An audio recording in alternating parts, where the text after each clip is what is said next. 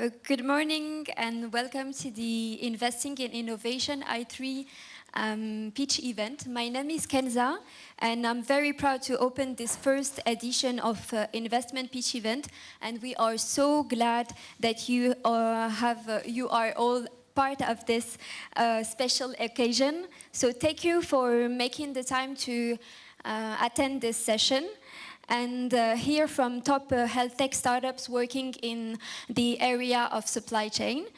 This session is an exclusive and private 2-hour session dedicated to health tech and has been organized by the i3 program.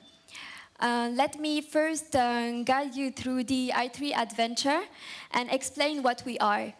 i3 is a unique Pan-African initiative that was launched last year. i3 seeks startups with high potential for growth and impact that can help transform the availability, the accessibility, price, quality, and visibility of healthcare in Africa.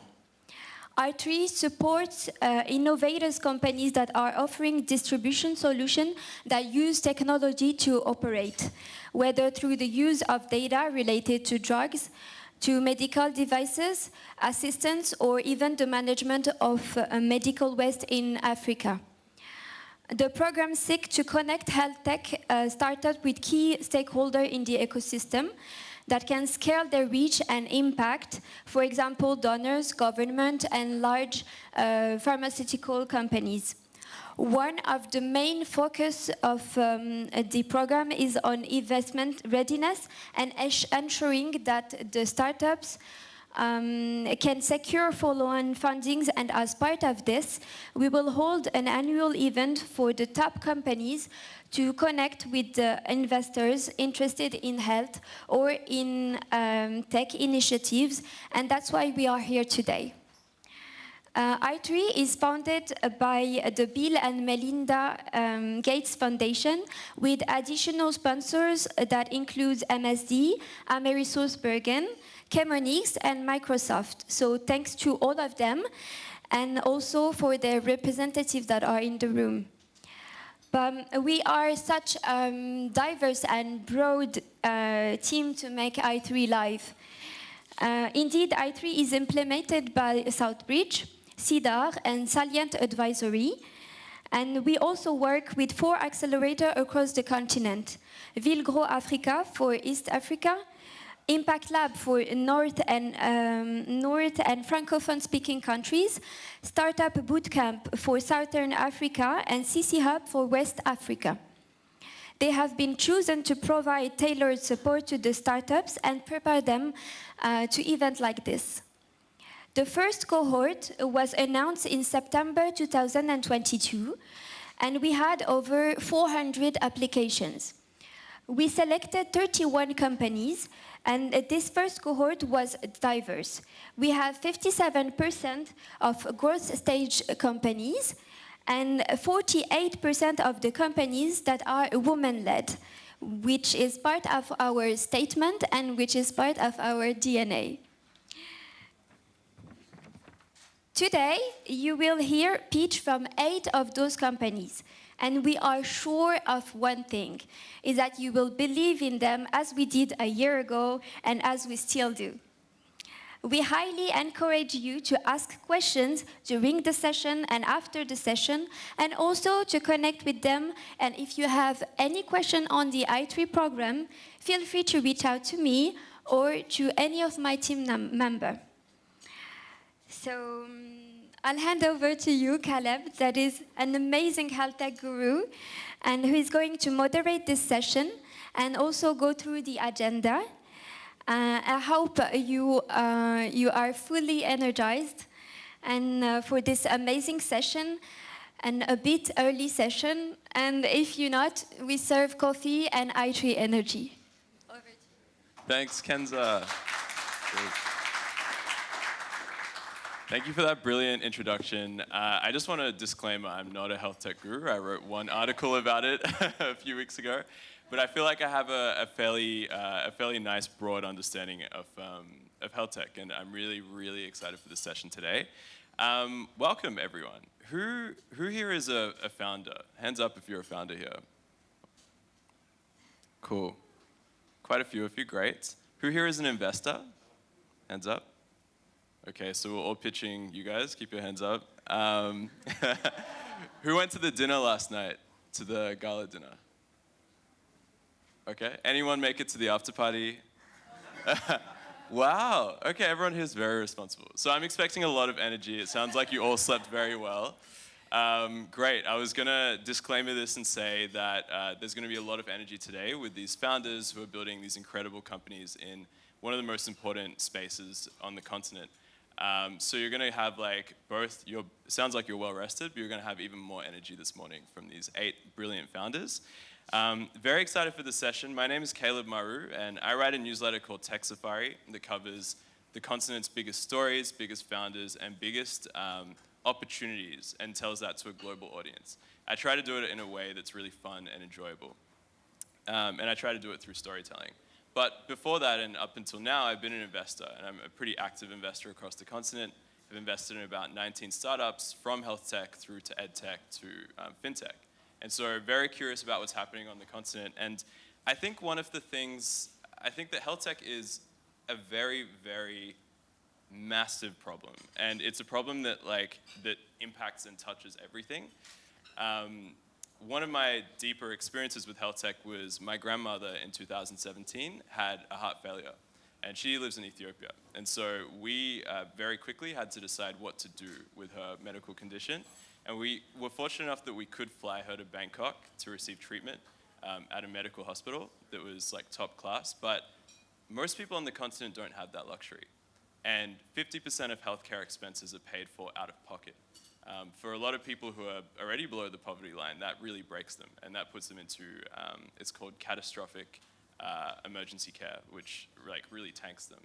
And so health tech on the continent is so hard, and it touches everything. And it's marked by pretty similar issues, which is not enough government funding, not enough infrastructure, and low accessibility to healthcare. That's where, with these problems, is actually where there's the biggest opportunity. And that's where tech can really come in to make these problems, to solve some of these problems, scale access to healthcare, and improve the lives of others, and really help the continent grow. So I think health tech is not just a place where there's a lot of opportunity, billions of dollars of opportunity, but it's also an essential layer to building the rest of the continent. And that's why I'm really inspired by the 8 founders who are here today, who are going to be pitching. So that's why we care about health tech. I'm going to tell you a bit about how we're going to run the session today, and then invite our first founder. So we're going to have a 5-minute pitch from each founder. After the 5-minute pitch, we'll have a 5-minute Q&A where the audience will be able to ask questions. So take notes, keep the pressing questions in your mind, maybe write them down, and we'll have that Q&A session. And we'll repeat that 8 times with 8 brilliant companies. And at the end, we'll spend 30 minutes to get to know each other and have a networking session so you can connect with the founders here. Does that make sense, everyone? Yes? Cool.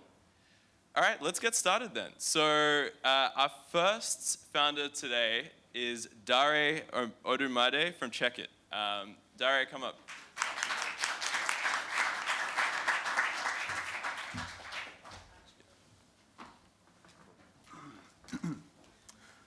Hello, everyone. Mic is on? Yeah, maybe. There we go. Hi, everyone. My name is Dare Odumade, and I'm founder and CEO at Check It Technologies. All right, it's better.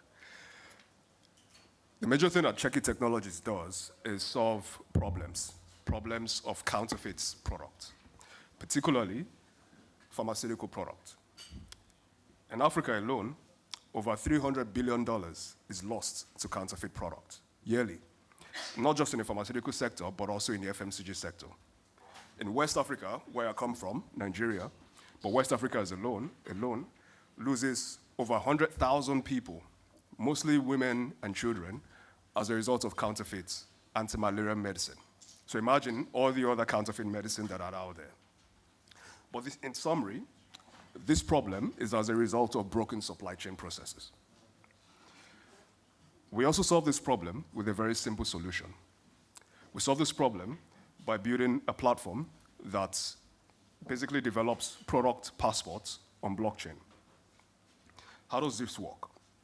Using GS1 standards, we create unique IDs for each product Now, these unique IDs enables manufacturers and distributors to see the product's movement throughout the supply chain, from manufacturing all the way to the final consumer.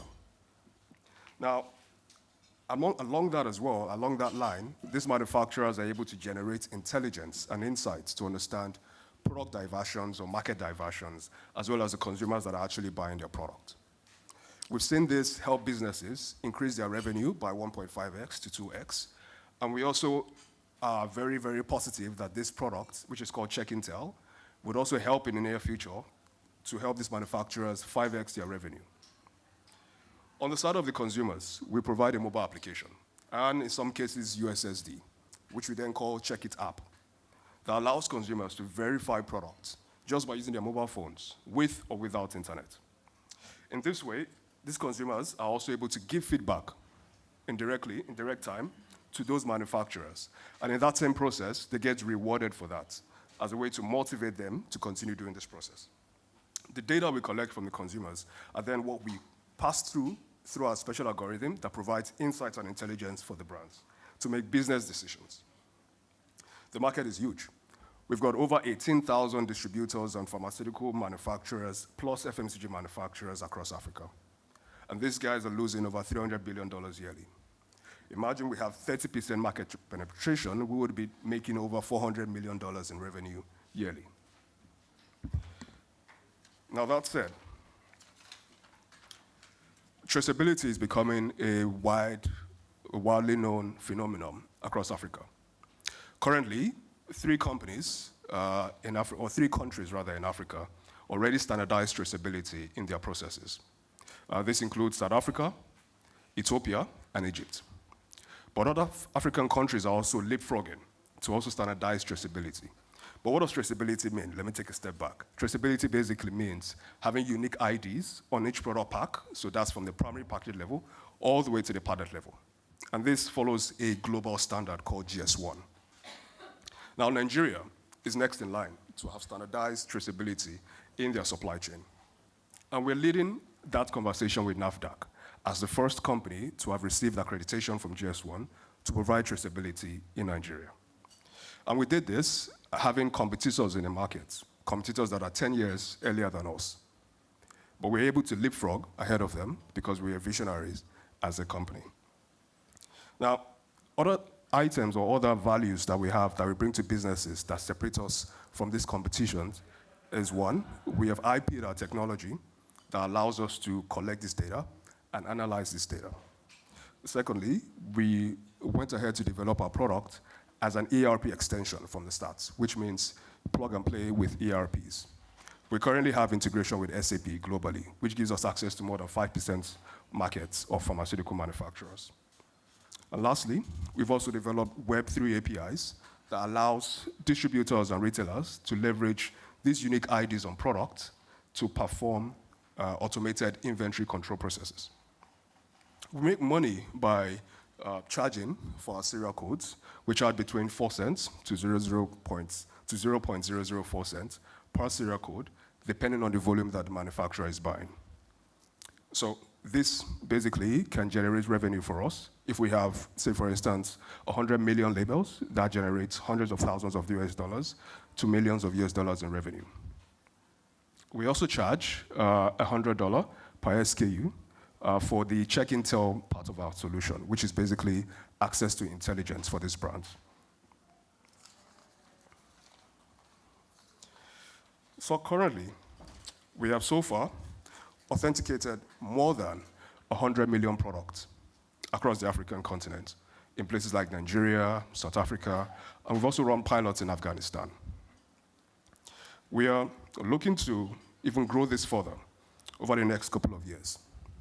In the last 3 years, we've also saved over 1 million lives through authenticating products for them, which has basically grown revenues for us in the hundreds of thousands of dollars.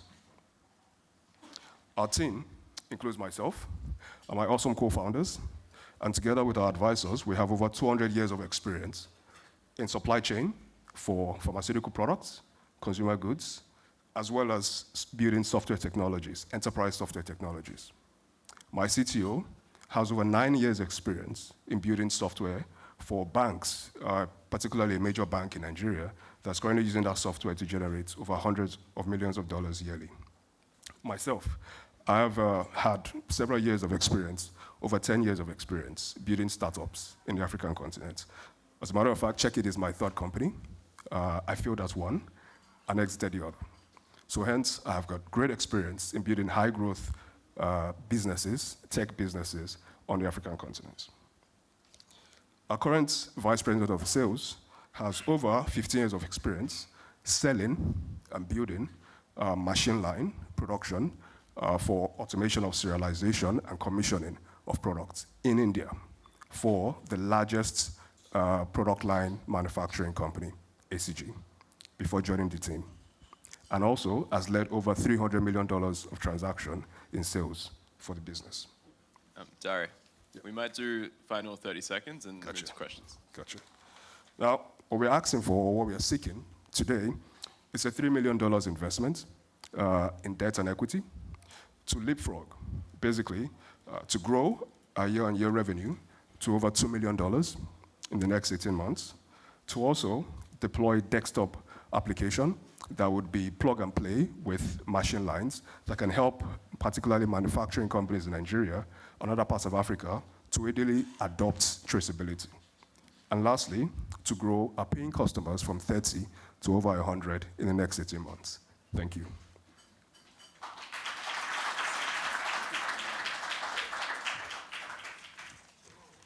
Nice, Dare. Thank you for diving deep into Check It. Really, really interesting company, and it's also been awesome to see your growth over the last little while. Let's open it up to the audience. We probably have time for one or two questions. Who has a question they'd like to ask Dare about Check It? Yes.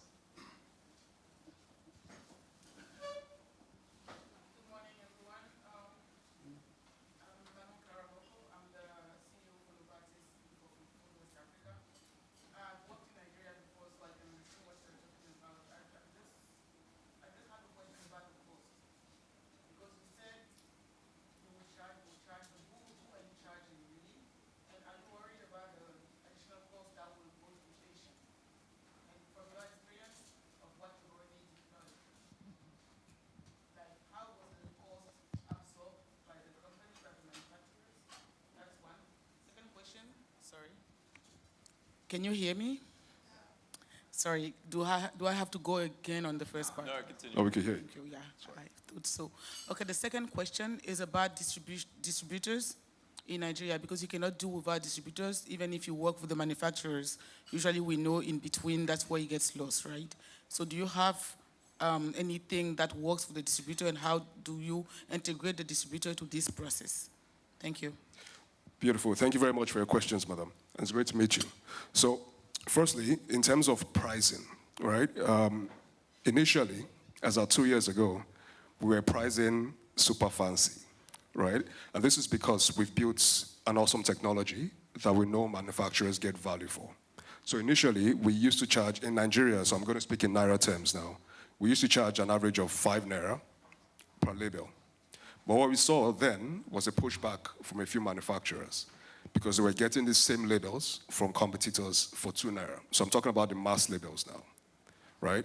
They're getting it for 2 Naira.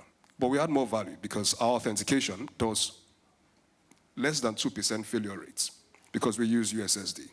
But our competitors have more than 50% failure rates because they use SMS. So in most of the cases, when a consumer texts, it doesn't come back with a response, 50% of the time. But with our USSD, we guarantee 98% response once a consumer dials it. So hence, we price like that. However, we've decided to price at 2 Naira since last year, and that has worked as well, because then we decide to balance the price with the market. But the difference with our price also is that we charge for our software, which most of our competitors do not do. But the reason why we charge $100 per SKU per month is because we provide you with intelligence that includes how consumers are consuming your products, their phone numbers, so you can do mass marketing back to them, also engage them directly. And the surveys, as you can see in this slide, so the authentication process, which is the first one, includes a survey that the consumer fills. Now, this survey enables the manufacturer to gather data basically on whatever they want to learn, whatever. On our system, we've built an algorithm with AI that basically generates insight automatically from this data. So since we price as 2 naira, particularly locally in Nigeria, we've seen more adoption in terms of manufacturers adopting the price.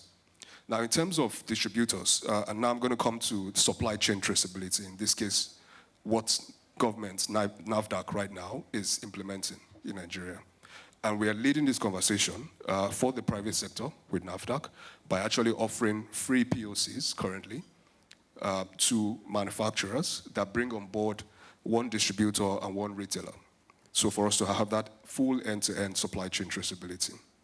Now, the distributors and the retailer benefit from the solution because we provide them with an interface that helps them automate their inventory process, leveraging the serial codes already printed on the packs. So which means if the serial codes are coming from the manufacturing line, on the package, on the pallet level, on the cartons, you don't need to print new ones, which we've seen some distributors do. Basically, distributors that are majorly startups, right? The traditional ones don't even bother to do that. They just count physically, right? But with our technology, we can automate that inventory process. All they just need to do is get a regular barcode scanner and scan the package levels to automate inventory control and supply. And that way also, because that data, that transaction is being logged on the blockchain network, it also creates transparency for all the other stakeholders involved in those businesses on the distributor and retailer side. So these products that we offer to the distributors and retailers, we expect that manufacturers are pushing this to their distributors to enable that end-to-end visibility. But the benefit for the distributors and retailers is majorly optimized inventory processes. Thank you.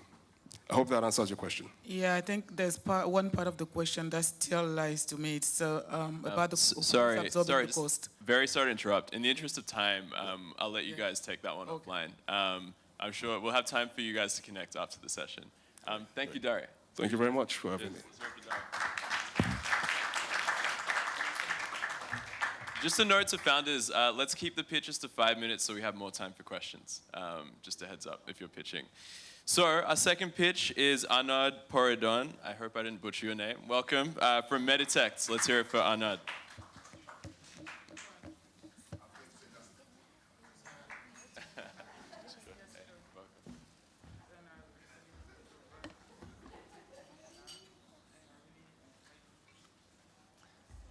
Can I get the slides, please? Great, thank you very much. Hello, everyone. My name is Arnaud. I'm the co-founder of Meditech. And as I'm talking to investors, to catch your attention, I will say that we're a profitable health tech startup. And this year, we will make 2 million euros of revenues.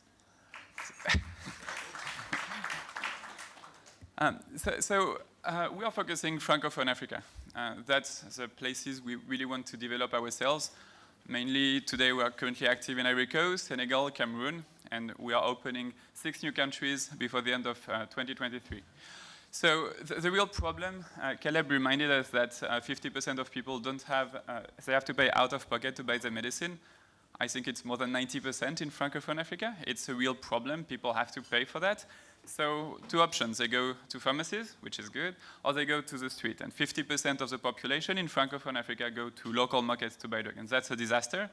I studied medicine. I studied in particular all the counterfeit, all the side effects of fake drugs. It really affected me, and I decided to work hard today to build a solution to let people buy affordable and efficient drugs into the pharmacies. What I just want you to understand is people don't buy the good drugs and they are not well treated. That's a real problem. So what we do is that we want to guarantee that all patients can access top quality drugs at an affordable price. No. Okay. Okay, great. So the way we do it is that we create digital solution for different kind of actors. So today we developed, our main product is a pharmacy management software, and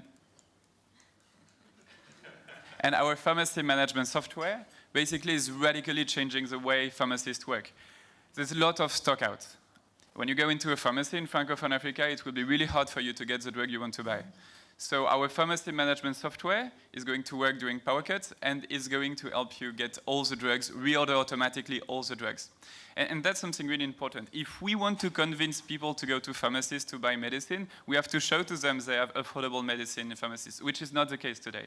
And by digitizing pharmacies, we create something fantastic, which is data, and I'm going to get into that. So this year, we're going into 6 new countries in Francophone Africa.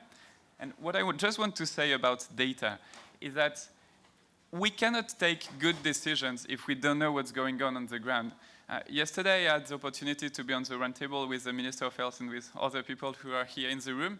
And definitely, digitizing is great, but enjoy the data and value the data is really what we need to do today if we want to take good decisions. And the great thing with data is that we can align interest. Pharmaceutical companies, they want to be more present in the pharmacies. They don't want stock out. And it doesn't matter. It's not a big deal to sell data to pharmaceutical companies because they want the same thing like pharmacists. Pharmacists want to sell more drugs. They don't want to get stock outs. And same for the pharmaceutical companies. We're not talking about data from patients. We're talking about simply data from the pharmacies who are selling drugs.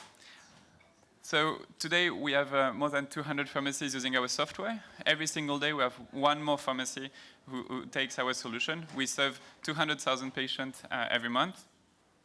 And we're growing rapidly. And that's something quite interesting. And we're profitable.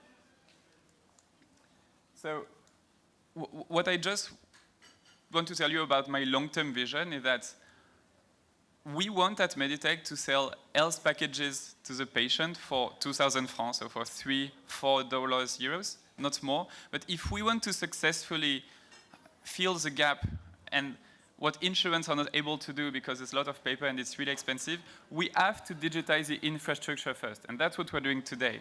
We are building our network of pharmacies. We know what's going on in those pharmacies. And now we will go into the patient side and improve the relationship between patient and pharmacies. And this is a deep market. 300 million people live in Francophone Africa. 97% not have a health coverage. We have to create for them an health coverage. But if we want to do it efficiently, we have to first digitize those actors. So we have a great team, a leading team. My co-founder already built a unicorn, Oakin, as the first health tech French unicorn. And we have great person also who have got a lot of expertise. And we definitely want to create this health package which is going to serve millions of lives in Francophone Africa. Thank you. Come have a seat. That's great. Thank you for that pitch. That was brilliant. Any questions for Meditech? I have one for you to start. So yesterday you were at the session, the Disruptors Club session, and you actually told us a bit about how you got started building Meditech, and the article you read, like quoting Gregory. But I would love to, I guess, dive a bit deeper into what were you doing before you started the company, and what inspired you to come and build the company? Thank you, Caleb. I studied medicine. Since 2015, I spent a lot of time working in countries like Côte d'Ivoire, Burkina Faso. As a medical assistant, I discovered the problem of fake medicines. And what I said yesterday, it was that Gregory Roxon, the founder of M-Pharma, gave me the energy and convinced me from this paper in the Financial Times that I could also try to improve lives. He said something interesting, like he said, if I became a doctor, I could save 1-2 lives a day. And that was basically what you're doing as a doctor when you're making a surgery. You cannot make 10 surgeries a day. So yeah, I wanted to have a stronger impact. I do believe we can create some really big public health impact by building solutions. So yeah, from medical work to entrepreneur work, but still in the medical field. That's awesome. Way more scalable, and I think your passion really shows it. Yeah. Any questions from the audience?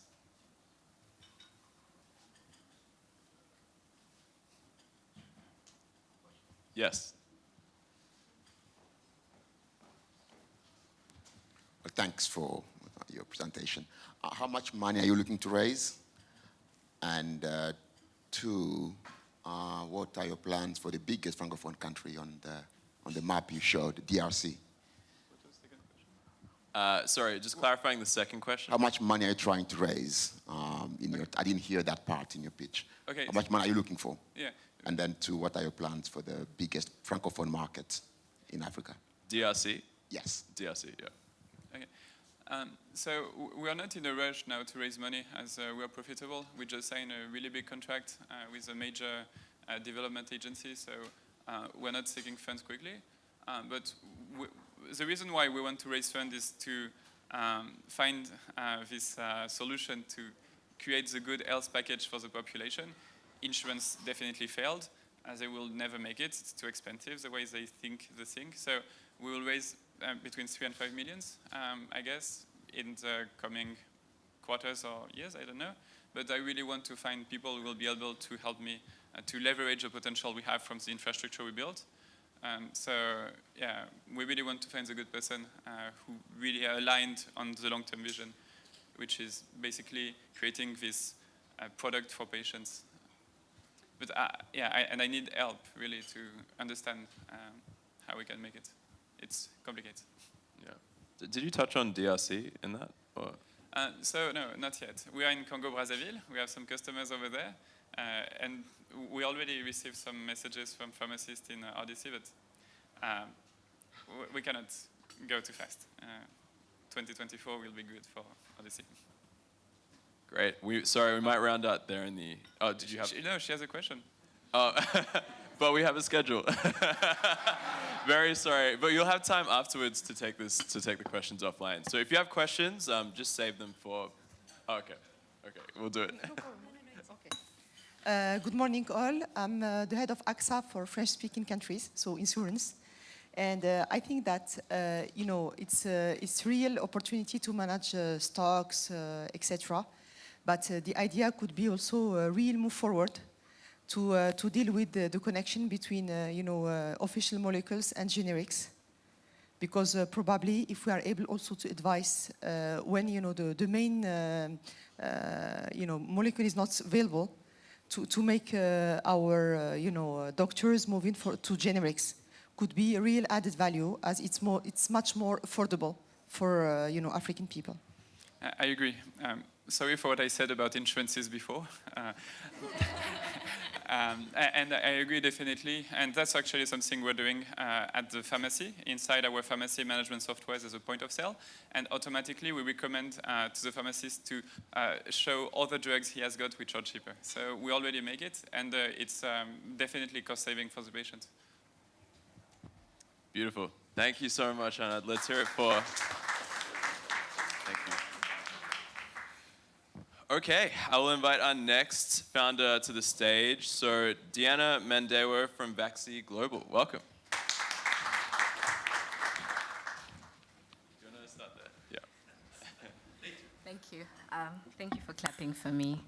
Good morning. My name is Diana. I'm from Vaxi Global in Zimbabwe. Vaxi Global started because of a fake yellow fever vaccine card that my friend purchased at the border of Malawi when we were trying to get there. We had all been vaccinated, but we lost our cards on the way. And he said, oh, I know there's a person and you can get these cards from them. I felt really bad. And from then on, I'm trying to stop people from getting the same cards that my friend got that day. As Vaxi Global, we work to authenticate vaccine records for African governments and non-governmental organizations, and everybody who is interested in the vaccine space, including vaccine manufacturers. The goal of doing that is because 90% of vaccine records in Africa are paper-based. This means there's no way of tracking it, and in incidents where they are lost or there's a cyclone or some natural disaster, it's difficult to track. I experienced this firsthand as a medical doctor working in areas affected by Cyclone Idai in Zimbabwe, and parents could not even remember what immunization their child last got. How our system works is that it links biometrics to a person's vaccine records, and this way governments, airports, as well as interested stakeholders can find out what vaccine the person got. We've partnered with Simprints in the UK to bring forth a system that scans a person's facial biometrics and links them to the record. When we first started this, we were told that it's such a dream because in Africa, people are not going to like digitization, and sometimes people do not want their biometrics to be linked.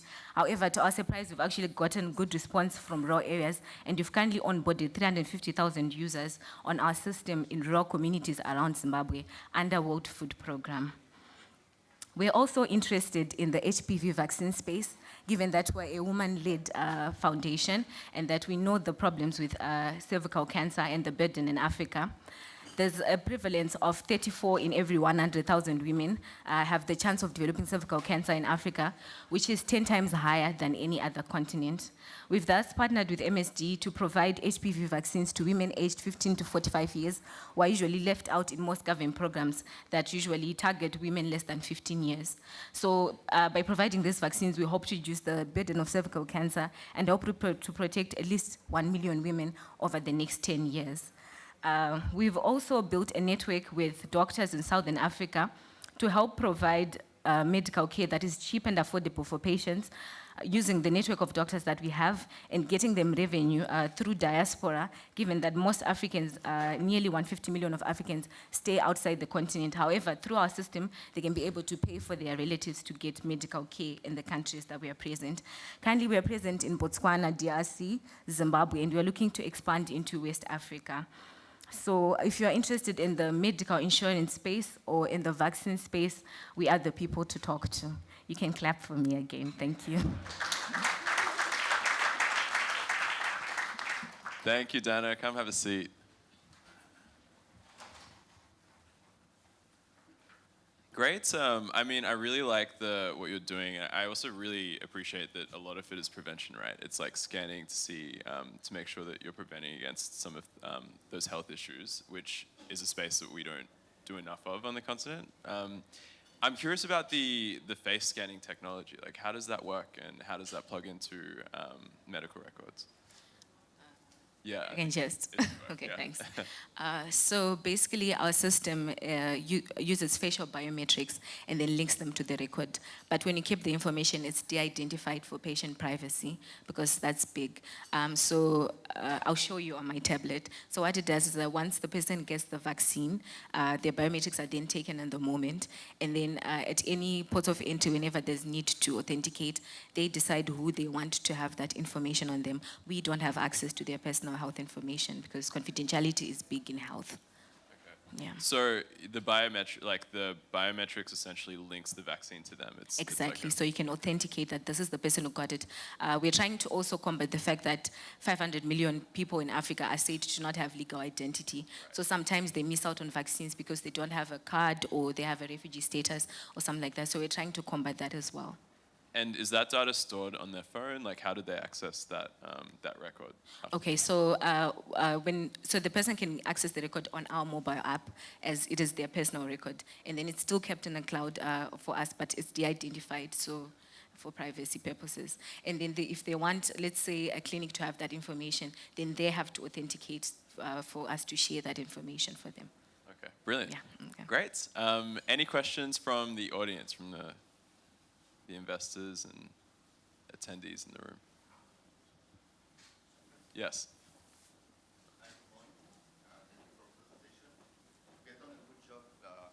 Together and COVID-19 trusted result certificate. We have done with African CDC, but for Zimbabwe it was with you, and they have been very reactive, so I just want to give you this feedback. Well done. Thank you. But your partnership with Liquid is very Zimbabwean based, so how you plan to expand in other countries, because the technological partnership is a key, so how you will be able to manage in West Africa, for example? So we actually partnered with World Health Organization, AFRO, in 2018 for a 10-year partnership. So this also gives us access to ministries of health in the countries that World Health Organization is present, which is basically everywhere. So one of our major projects is actually authenticating 18 million yellow fever vaccine cards for DRC, and hopefully, I hope Cote d'Ivoire also wants that, because I realized we were asked to present yellow fever cards. Awesome. Any other questions from the audience? We are looking for 300,000 in exchange for equity. Thank you. Brilliant. Thank you, Dana.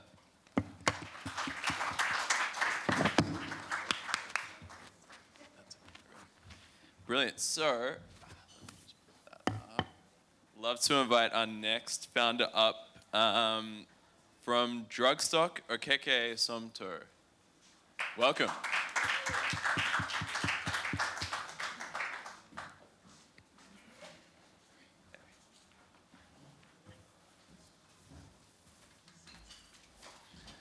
Good morning, everybody. My name is Chibuzo Opara. I'm the CEO and co-founder of Drugstock. And today I'll be doing this without slides, so it's more interactive. And I'll take you on a journey to exploring Drugstock. Drugstock is essentially a pharmatech platform that is democratizing access to good quality pharmaceutical products for hospitals and pharmacies. And we're solving the challenge of fragmentation in the supply chain for sub-Saharan Africa. Now, imagine a $600 billion opportunity over the next 20 years for pharmaceuticals in sub-Saharan Africa. Pharmaceuticals have traditionally suffered behind other verticals in the space. We lag behind 12x verticals like agriculture, education, simply because we have a challenge with distribution. At Drugstock, what we've done in the last 5 years is leapfrog those fragmentations using technology. We've built a system which essentially allows hospitals and pharmacies to log in, register themselves, get verified, order pharmaceutical products, and in Lagos, get the drugs delivered within 24 hours to their facilities. Outside Lagos, we do 3 to 5 days for second-tier cities. We started this journey about 5 years ago from 20 facilities in a pilot, and essentially have scaled to serving over 3,500 hospitals and pharmacies for their monthly medication and all their hospital consumables and pharmaceutical needs. Last year, we did $7 million in revenue with 15% gross profit, way above most of our competition, simply because we focus on one key fact. The pharmaceutical sector is broken. In the western part of the world, you use a push system, while we are using e-detailing. For those of us in the industry, use e-detailing and pull systems to connect pharmaceutical needs to specific patient groups.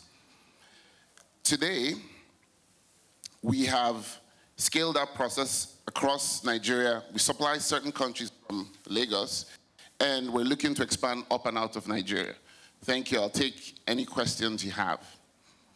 That was less than 5 minutes. That was much less than 5. Great, well done. Thank you. We're back on schedule. Do you want to have a seat? Sure. Yeah. And sorry, I got your name wrong. No, Somto's actually there as our CFO. Hey, great.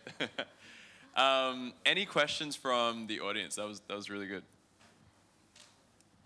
If not, I have a few questions. So can you tell us, you mentioned the numbers, but what were they again? Like the sort of revenue and So last year we did about 7 million, 7.2 million. Yeah, and what margins did you say? 15%. That's great, okay, cool. Where are you operating right So mostly 98% Nigeria. Yeah, and when will you expand out of there? What are the plans from there? Are you going deeper into Nigeria for now? I mean, Nigeria is a huge market. We're still true in Nigeria, but we're definitely opening up to other countries. We're looking at the usual suspects, your typical Kenya, Uganda, Tanzania. But I like Francophone Africa. It has very interesting figures. And, some countries actually resemble Nigeria in Francophone Africa, so quite exciting. I've even started taking French. Yeah, cool, nice. Audience, any questions for Drugstock? Yes, I know.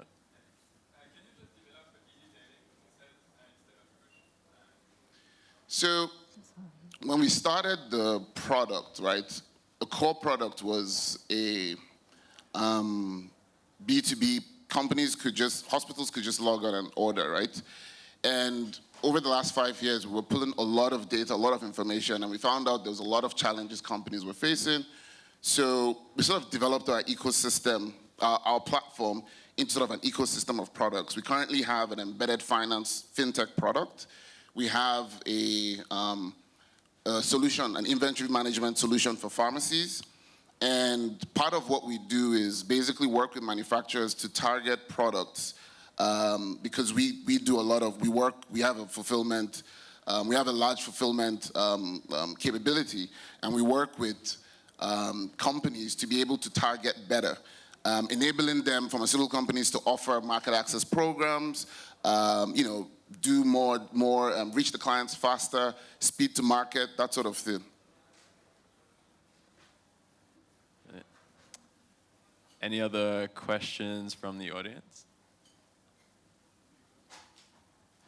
Cool. I have a question. So it sounds like from your operations, you have a lot of data on these, like on the different products you're serving.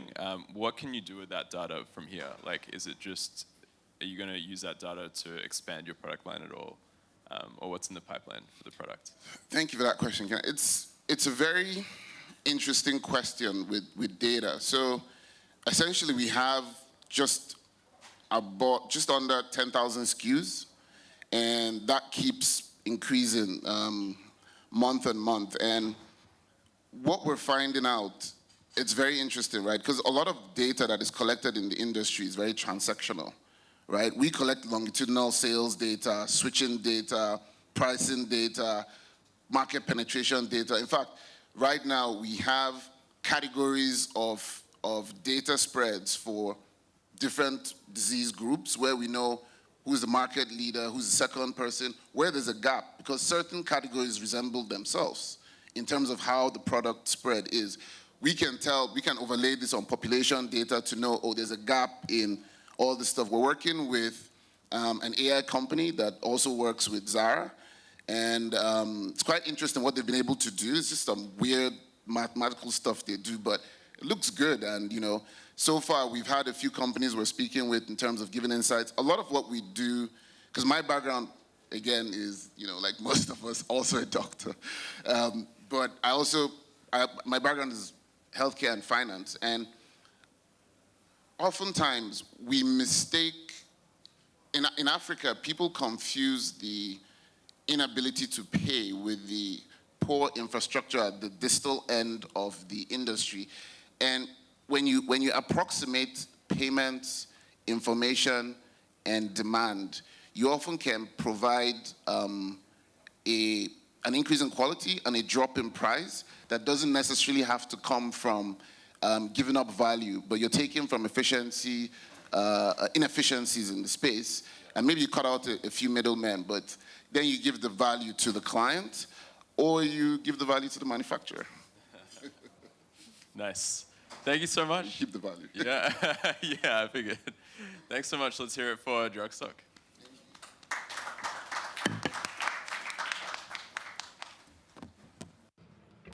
Okay, introducing our next founder. I'm so sorry for what I'm about to do to your name. Birao Pedro from Appy. You'll have to correct me when you come up on stage.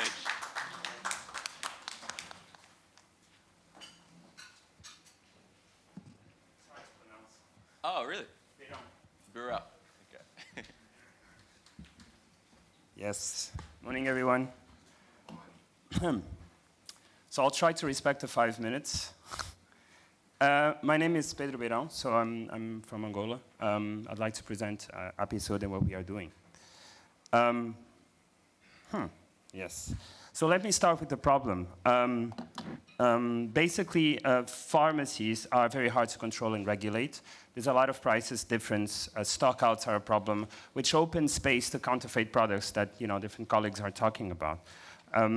Pharmacies' management and inefficiency is kind of a problem for them. It reduces profitability as they don't. Sometimes they have the products that people need, but they are not able to show, right? So for patients, it's even harder because they look for products in different places and they cannot find it at an affordable price. So even if the pharmacy has, they often have stockouts and they often have those type of problems. So they cannot know, and the despair takes place, right? So they go to one pharmacy, they go to another.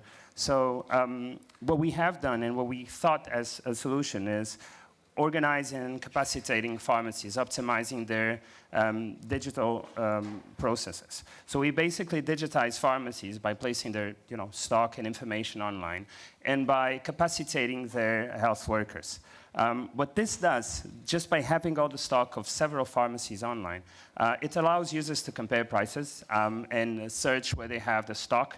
So it kind of facilitates the access to medicines. It allows pharmacies to have visibility on what's really going on for users. So they show their products and services so users can actually have easier access. And of course, pharmacies are competing, right? They are benchmarking their products against each other. This also brings an interesting layer, which is predictability. Pharmacies don't have visibility on what the users are actually looking for. With this, we know that there is kind of a mismatch between what users are searching for and what pharmacies have in stock. So the procurement process and the way they manage their stock just becomes easier. Predictability is key if we are talking about healthcare. And going to the final user, this is what kind of allows us to do. And of course, brings more transparency. Brings transparency in prices, brings transparency in quality of products, just becomes kind of easier to manage. What we have done in Angola is that this has helped regulate the market. There are the laws, but there's the enforcement of the law and how this is done. By placing all the information online, it just becomes the market that kind of self-regulates as well. People become, the eyes of the law as well, and just it becomes natural. What we want is to digitize every pharmacy everywhere, right?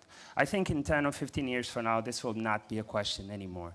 Pharmacies will be digitized, stock will be online, and that information will just become kind of easier.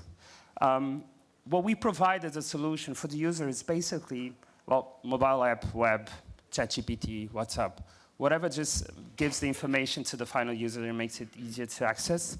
To the pharmacy, on the other hand, of course, we have the online sales module, then the management system that allows them to have that data and predictability. They manage their stock based on history. They don't manage their stock based on what's really happening in the market almost real time. And we can bring that. Another layer is really the capacity. So we have developed an e-learning platform that works with health workers in public institutions. And here, I think it's not only about systems, it's the framework and it's people. We need to have pharmacists to increase their knowledge and their ability to manage cases, to recommend better products, and to be able sometimes to talk to people. So that kind of capacity building is one of the key points in what we are building, right? How we monetize. Basically, we get a commission for every fee. We have the reports because we have a very interesting view of the sector. And we have digital ads for pharmacists and users. Different products have different constraints, so we kind of control that. And what's next? I hope you can, no, you cannot see it. Basically, it's to grow. We are based in Angola. We are the largest health tech there in the pharma industry. We want to grow to other countries and other markets. We see ourselves in the next 5 years building a network of over 2,000 pharmacies. And actually, what we have created is this virtuous cycle where pharmacies and users are in because they both get, not profit, but they have the advantages of being part of the platform. And it just creates transparency, helps the healthcare output. So for us, expansion is the next step. We have done it in Angola, and we believe that this model can be replicated in different countries. Thank you. Thank you. Come have a seat. That was great. Very, very interesting product, and I think it's very cool that you've kind of taken over Angola and used that as your starting point.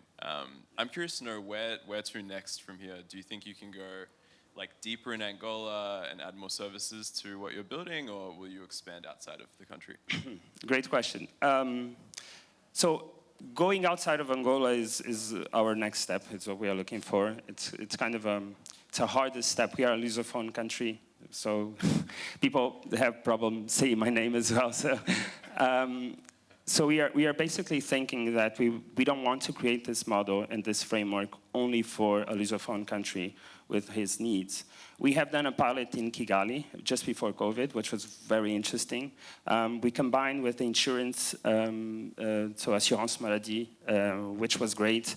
Just gives a different dimension to what we are doing. So I think insurance penetrations will also be one of the points, because people can see the product with the insurance that they have and compare prices, not the price of the pharmacy, but the price connected to him.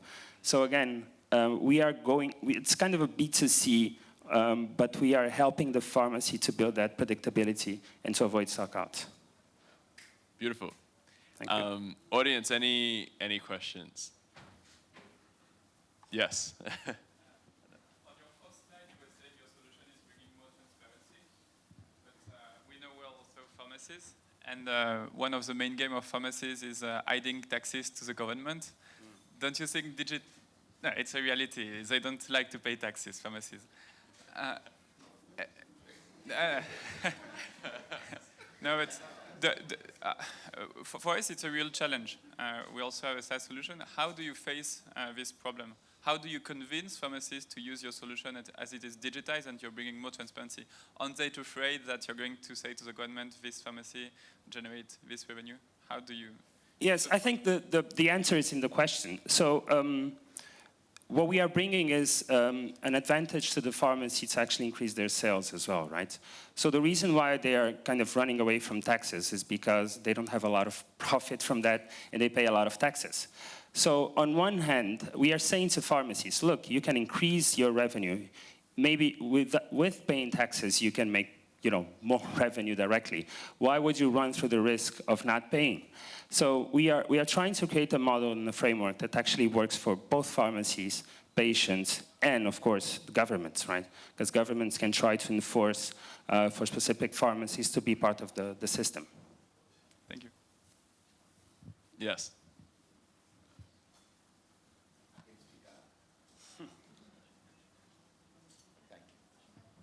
Well, thanks for your presentation. Very informative.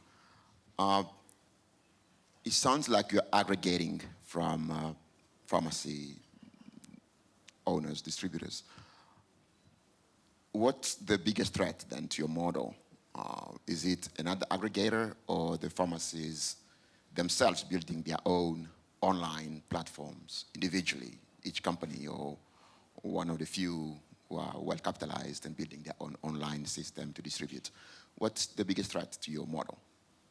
Well, we have had pharmacies saying we can do our own system, and we told them, please go ahead. It's hard to manage. It's not the focus of the pharmacy to be managing, a digital system online, with all the things that are connected to a big network of customers. So it's basically a great advantage for them to be part of the network. So I don't see a threat there.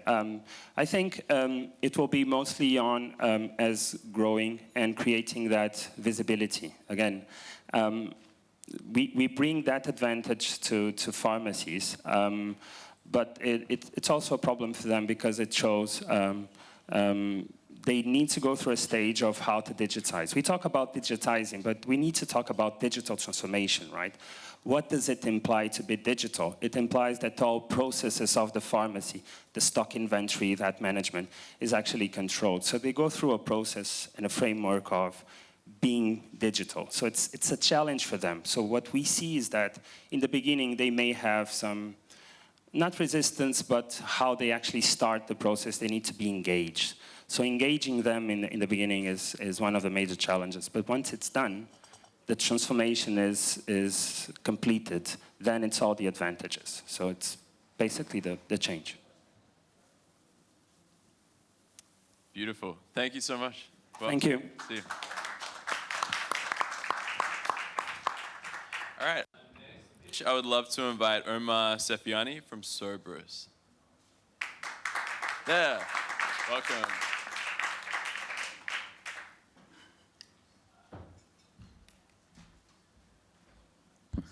Bonjour à tous. In here. Ok, bon, je préfère parler français, mais je vais essayer quand même pour les. I prefer speaking French, but I'll speak for people who like to prefer listening into English. Problem we are trying to solve. 30% of the pharmacies in Morocco are about to close, definitely. Okay.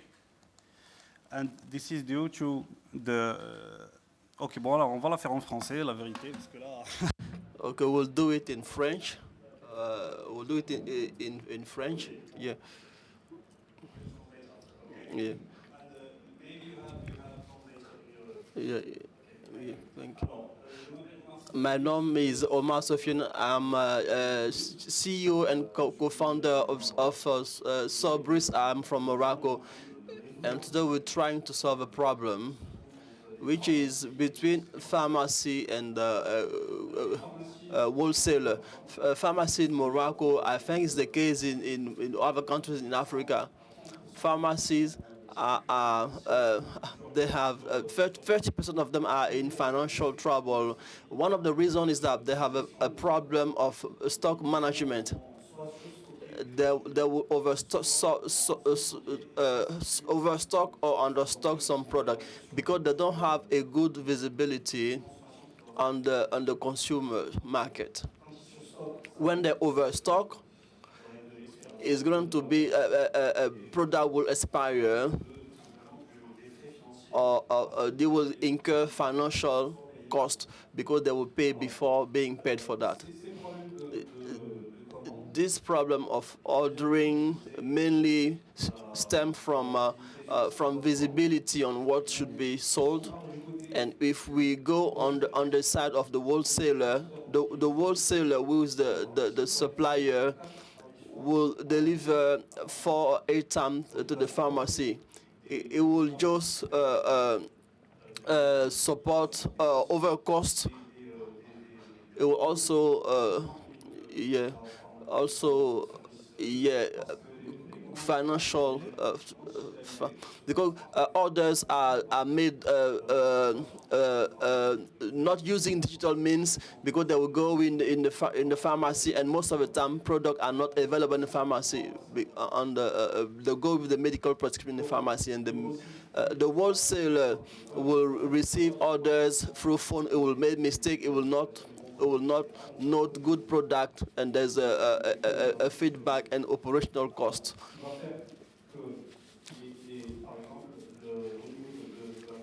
At the level of the store, you have 2.5 that will be delivered to the pharmacy. Over the 10, we have more than 200 million transactions are being made, more than 440 million transactions, 2.2 box per delivery. How do you solve that problem? We will develop a software. We develop a software to manage pharmacy, which was connected to wholesalers and farm retailers. We also had another module to help in ordering process, which is based on artificial intelligence, which is based also on the data of the pharmacy. Is the pharmacist will know what he has to order, when he has to order, and how much he has to order, and all this is done in his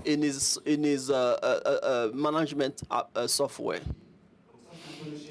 This is the picture of our structure. We connect the pharmacist to the marketplace, and also to the lab, and also to the order online to the wholesaler. Some figures. We started 10 years ago, and today we are 50% of market share in Morocco. This corresponds to 5,000 pharmacies, and in average, we have 200,000 sales in each pharmacy. Every day, 200,000 transactions are made. in our network. We are also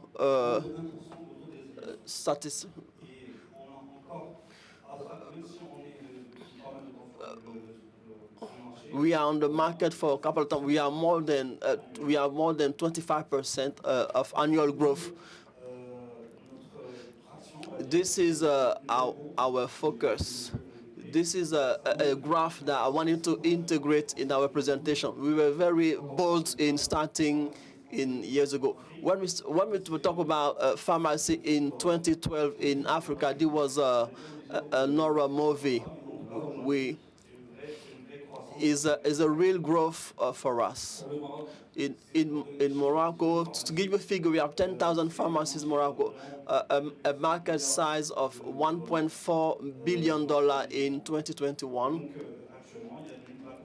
We have universal healthcare coverage by 2026 because drugs will be covered by the government. This will be a fast track. Our ambition is to establish in a Francophone country in Africa. We are already present in 12 countries in Africa. We have some clients. Our objectives is to fast track that growth.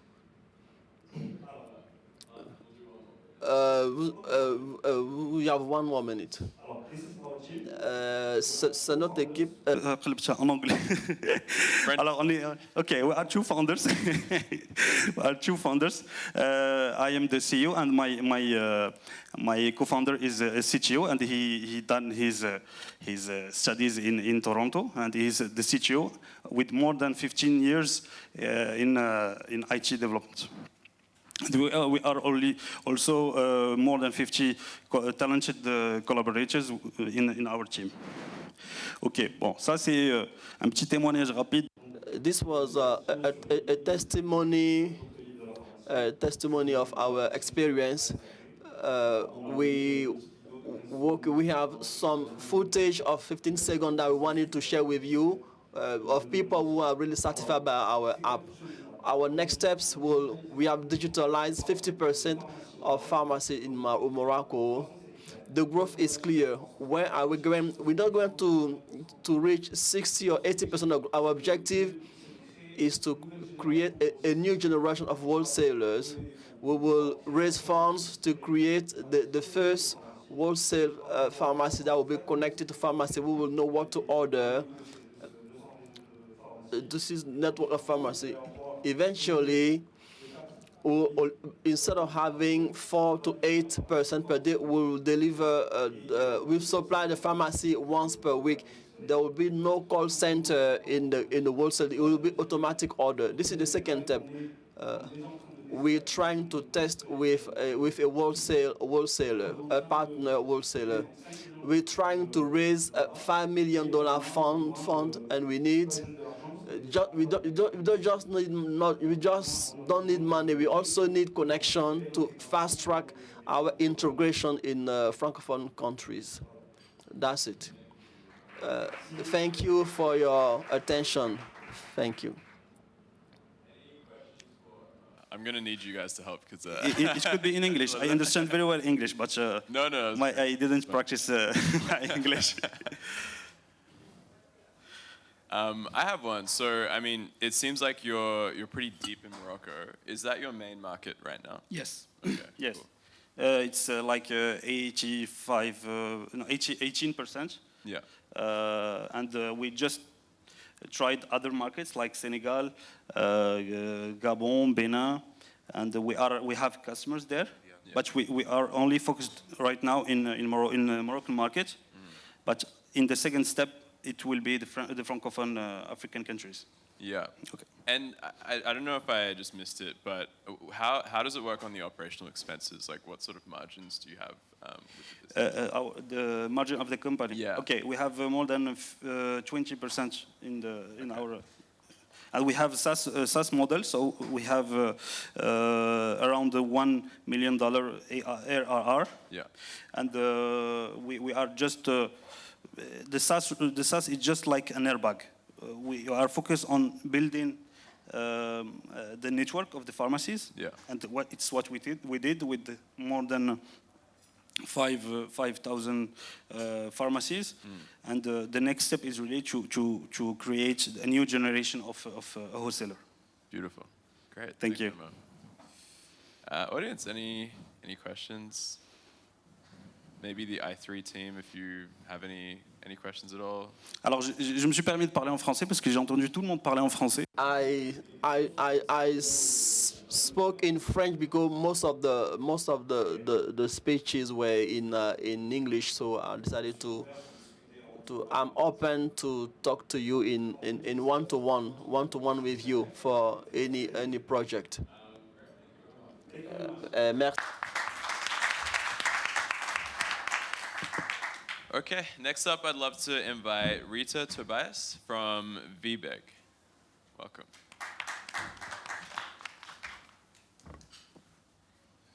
Great. Thank you very much. Hi, everyone. My name is Tobias Reiter, and I'm the co-founder and CEO of VBEG Medical, a data-driven procurement platform for medical equipment and supplies, currently working with more than 650 hospitals, clinics, and pharmacies in Rwanda, Kenya, and DR Congo. So it all began when I was working in fintech in Europe, my first startup. It was an AI-powered trading algorithm. And even though I was making quite a good amount of money, I thought, no, I want to do more in my life than just making money. Got very interested in healthcare in Africa, came to Rwanda where I met my Kenyan co-founder, Alex, who's been working in the medical supply chain for more than 13 years. And he showed me this massive problem in healthcare that a lot of hospitals don't have the right medical products to properly treat their patients.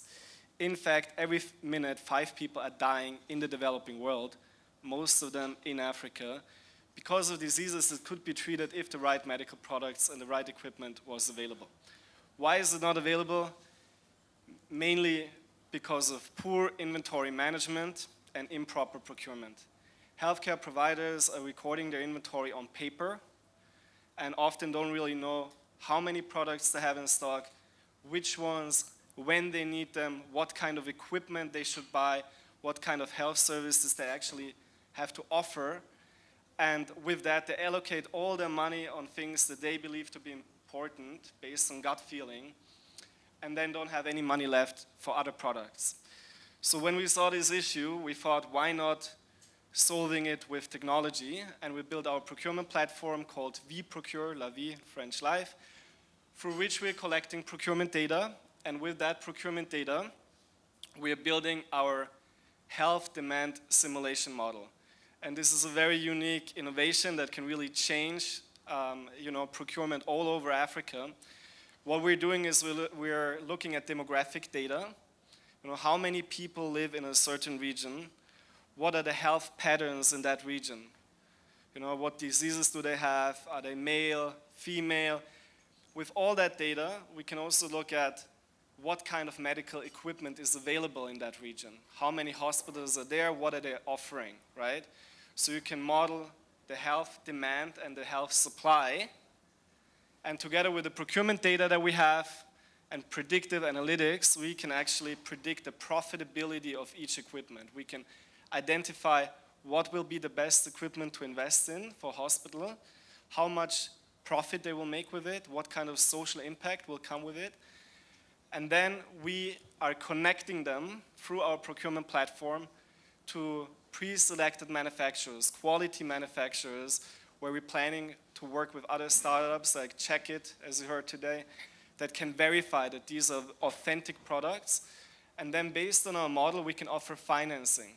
So we can, do equipment financing ourselves, and we can also link them to banks and other fintech companies, which we're doing now, for example, with Helium Health. They just raised 30 million, where they can now take more informed lending decisions, right? Because they no longer have to look at the profitability of a healthcare provider, but what will it mean for them to buy new equipment, and how will that affect the overall profitability of the hospital? So we're basically unlocking capital for the healthcare provider, and we are fulfilling all their procurement demands, right? And thereby we can make products more affordable, more accessible, and we can de-risk the medical supply chain. For example, with anomaly detection in AI, if we can see, okay, in a certain region now, there's a huge increase in demand for cholera-related products, let's say northern Burundi. That might be a cholera epidemic. So we can already identify this and alert healthcare providers ahead of time, and then together with our financing partner, make sure that they have the right products, even if they lack the capital right now, but we know that there will be this demand and they will be paid. So in a nutshell, what we're doing is really demand prediction with pattern mining, pattern recognition, using optimized delivery routes in Rwanda, Kenya, and Congo to reach even very remote areas. We're also planning to work with drone delivery companies like Zipline, Village Reach in Congo. We can help manufacturers to optimize their production with the data that we have to know when products will be needed. There's seasonality in healthcare, so they can optimize their production for each market that we operate in. And with all the data that we have, we can build a very robust supply chain when, for example, in a certain market, a small market like Rwanda, a medical product is out of stock, no distributor has it, we can get it from Kenya, from other countries within a day. This is why we're even working with the Rwanda military for the whole peace mission. Any product that they need, we can bring it within 2 days from other African countries. So really trying to build a robust supply chain across East Africa. So we're talking about a $47 billion market here. We are planning to have 10 million in the next 2 years, and then 40 million in the next 5 years. Our main competitors are really brokers and middlemen, and trading companies that are just importing products and selling it, flooding the market, and in some markets like Congo, even with counterfeit products. So we are trying to make everything more transparent through our procurement platform, offering financing, procurement optimization, and that's also how we're different from some of our competitors. Probably you could say we're competing with some of the consumables with some companies that we heard of today, but we're really focusing on everything. We want to be the Amazon of medical supplies, be more like an analytics platform, and connect other distributors, other startups to our healthcare providers. So we have a more broad product range with more than 3,000 SKUs at the moment. So we're already making $200,000 in monthly revenue.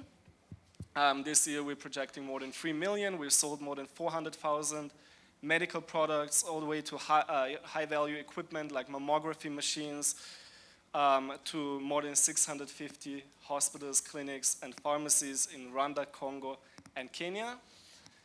And we are looking for 1 million to complete our $3 million round. We already have 2 million that we even received already, and now with the 1 million we can close a $3 million round, with which we want to achieve $5 million in annual revenue and become EBITDA and cash flow positive. The team, I talked a bit about myself, my background, as a founder. My co-founder, who worked for more than 13 years as a sales manager in Kenya, Rwanda, Burundi, Congo, for one of the biggest companies in this industry. Patricia, our Chief Operating Officer, who has a background in biotech, and Emmanuel, our CFO, who worked for KPMG for more than 10 years. Okay, now I'm ready to take your questions. Thank you. Great. That was great, Tobias. Thank you. Any questions from the audience? Yes, Arnold.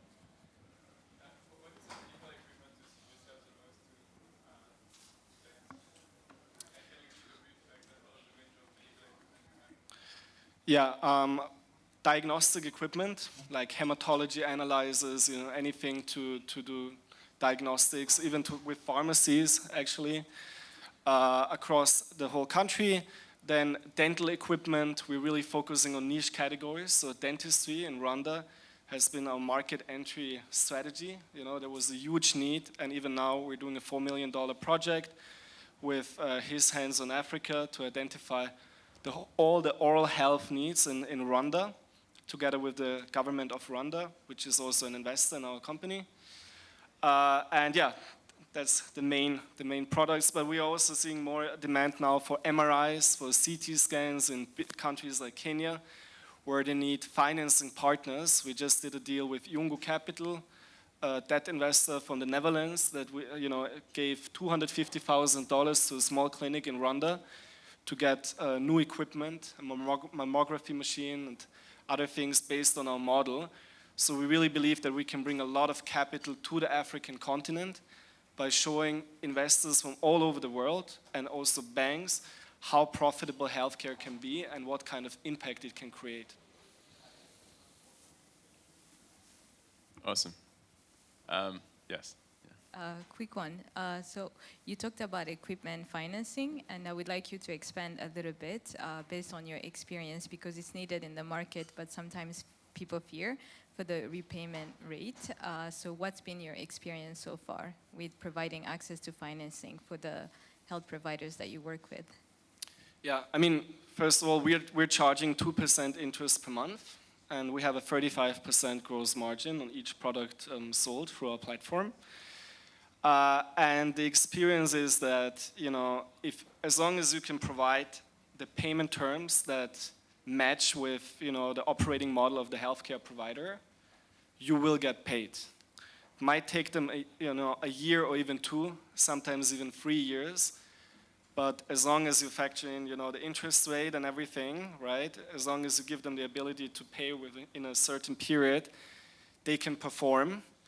And I think a lot of banks are often not willing to take that risk because they have so many requirements that hospitals can't fulfill and small clinics. But the small clinics have a lot of potential in this very fast-growing continent, right, to become a big hospital. And that's what we want to be. We want to be their partner to help them step by step improve the healthcare infrastructure, get them more financing, and show the world that it is possible to make money in healthcare. Because to be honest, working with banks in the beginning has been a big headache, right? No matter how much equity you have, there are actually requirements that you have to have a land as a collateral, in, for example, Rwanda. And a lot of the small institutions don't meet that requirement. And if you can unlock that capital for them, they can, first of all, create a lot of impact, and they can build a very good long-term business. Awesome. Thanks, Tobias. Any final questions? Or? Okay, we'll round out there. Thank you very much. Thank That was you. Great. Okay, and presenting our final founder, Basayo Omani from Cricket. I hope that's how you pronounce it, but let me know when you get up there. Welcome.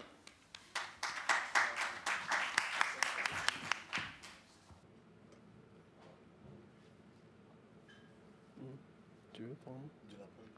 Ok, vas-y.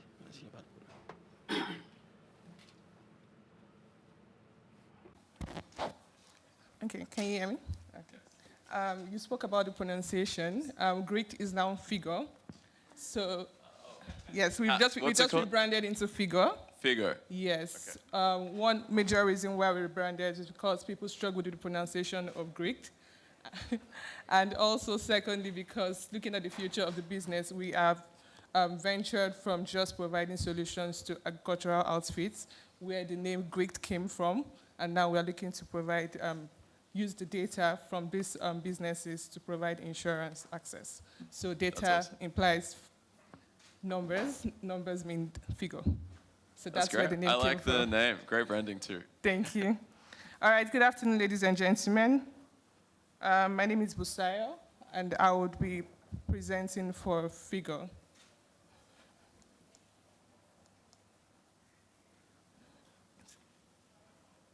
All right, projection statistics shows that Africa has potentials in 2 sectors, that's agriculture and healthcare.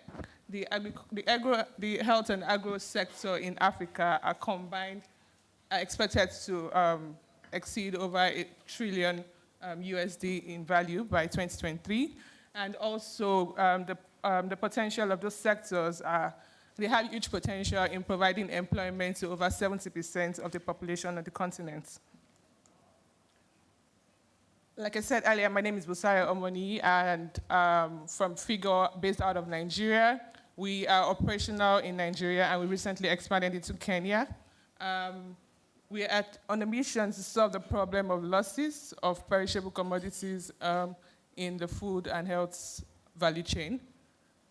Looking at the statistics, it's high historical losses in African health and agro sectors deny businesses access to insurance, meaning that these businesses are left to bear 100% when losses occur.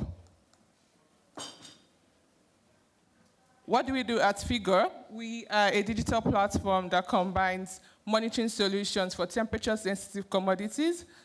We monitor parameters such as temperature, humidity, and location, and also provide inventory management system to measure the stock of the business. And also this data that is being generated helps the businesses reduce losses and also provide data for insurance access. So that's basically what we do at Figure.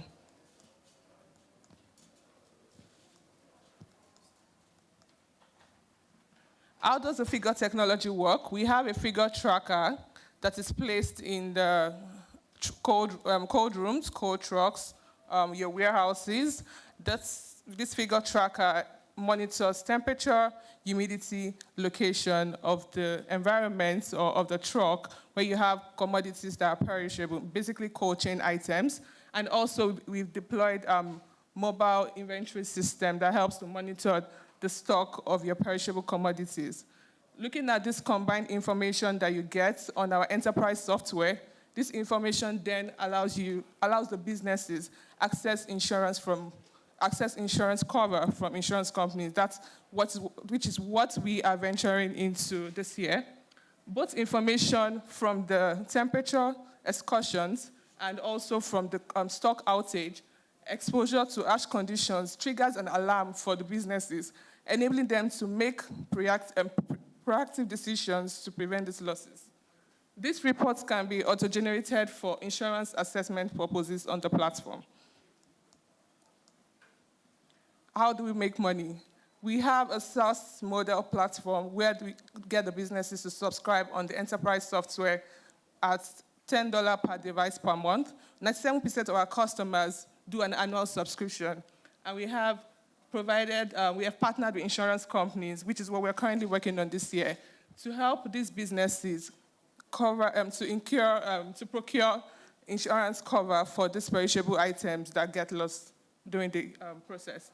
And also, how do we integrate our APIs for validations and claim verification for these businesses as well? So we're basically working with the insurance partners as well as our existing clientele to work on the insurance products. In terms of traction, we have deployed over 1,500 devices across Africa. We are operational in Nigeria, and like I said earlier, we recently expanded into Nairobi. Our solution has been deployed in over 7 countries in Africa, such as Ghana, Kenya, Tanzania, Uganda, and a host of others. In terms of number of items we've tracked over 200 million items, valued at over 600 million.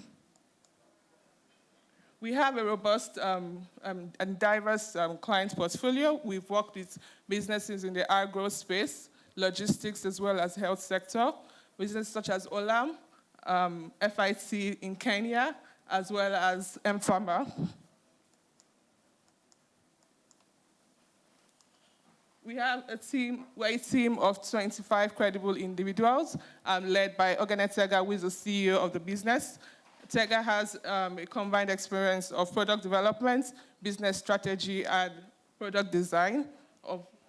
Who is the founder and the CEO. Myself, Busayo, I lead operations and strategy.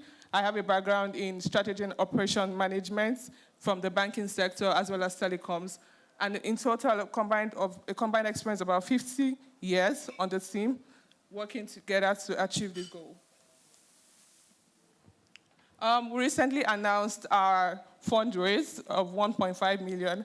However, we have a 500K gap when we're looking to close that round. Use of fund is basically to build our data provision for the insurance products, as well as partnering with insurance companies, like I mentioned earlier. and also recently entered into Nairobi. The use of funds will also go into operations in Nairobi, and looking at going at subscription ARR to $1 million.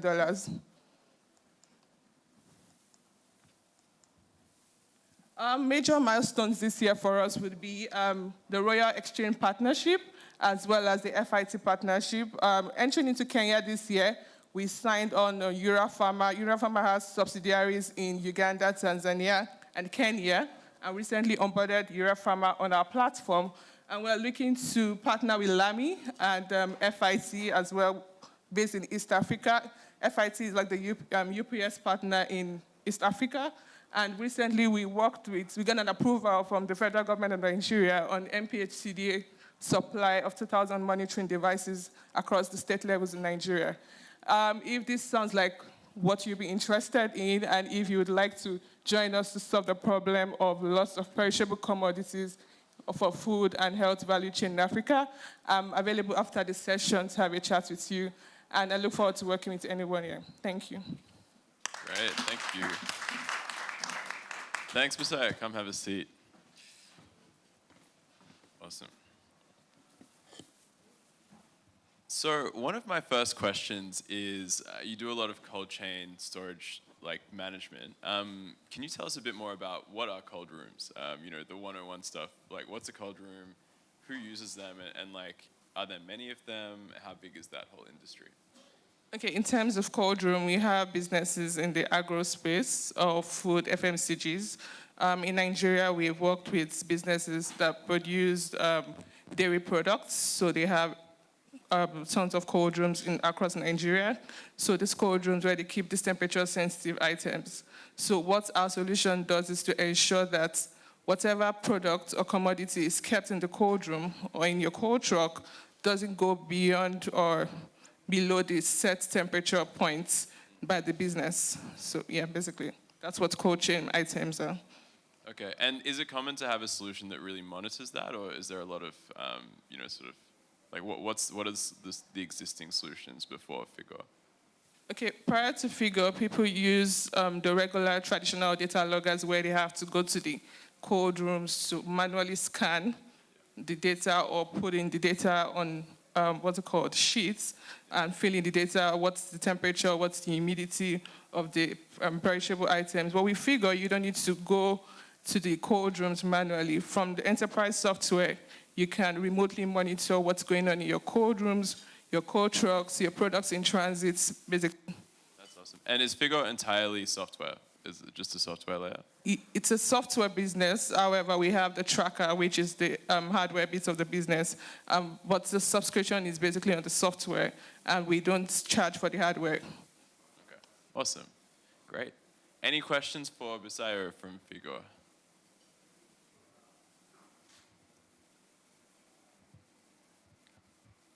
So you talked about the partnership with, I think it's called NPHCDA in Nigeria, and you cover, I think, all APE vaccines. Is that something you're looking at doing in other countries as well? Because a lot of vaccines are distributed through the public sector, so just want you to speak more for partnerships in that area. Yeah. Okay, in terms of partnerships for NPHCDA, we're very instrumental in the COVID-19 movements of vaccines. That's the Moderna vaccines across the state level in Nigeria back to 2020 and 2021. However, in terms of partnerships, we are working with LAMI in Kenya to sort of broker these relationships in terms of vaccine distribution, blood distribution, in terms of monitoring this entire supply chain. Awesome. Cool. Any final questions for Figure? Great. Thank you so much, Messiah. That was great. Thank you. Awesome. That is a wrap. I'm going to invite Remy Addison, the Director of Salient, to come and give some parting words. Thank you, Remy.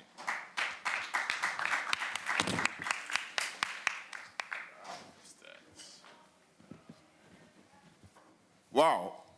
He did ask that Is there a lot of energy in the room? And just you surviving the 2 hours up till this point indicates the energy level must have been very high. Thank you for your patience. Thank you for your engagement. And thank you for your time.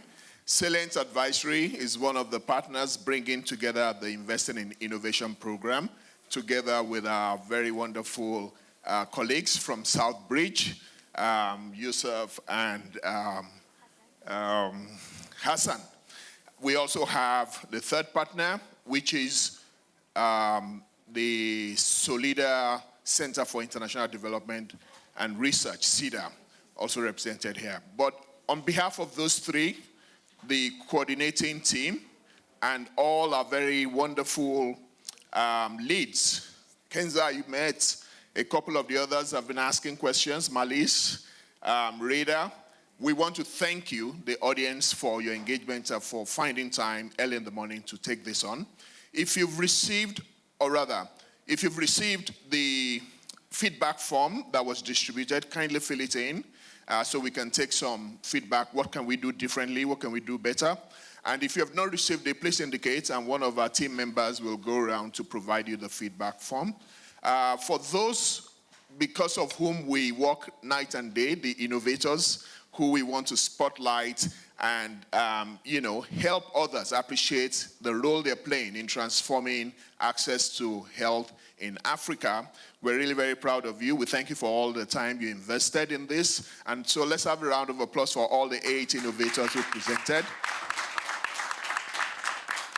But you can imagine if the room was just the innovators and ourselves, the coordinating team. That wouldn't be fun. It's you, the audience, the investors, the development partners, and all the others who are in this room. I'd like to recognize the sponsors of this program who make it possible for us to support the innovators. This is a $7 million Pan-African initiative funded by the Bill and Melinda Gates and supported by MSD, as well as Amerisource Begin and Chemonix. We're happy to have Joshua Leyland in the room. A round of applause for Josh. He's one of the co-sponsors who's here in the room. And Microsoft is also an industry partner who's making this happen. We have 31 innovators in this first cohort, which launched last year. And there's a call for application for the second cohort. That call for application will be open until the 26th of June.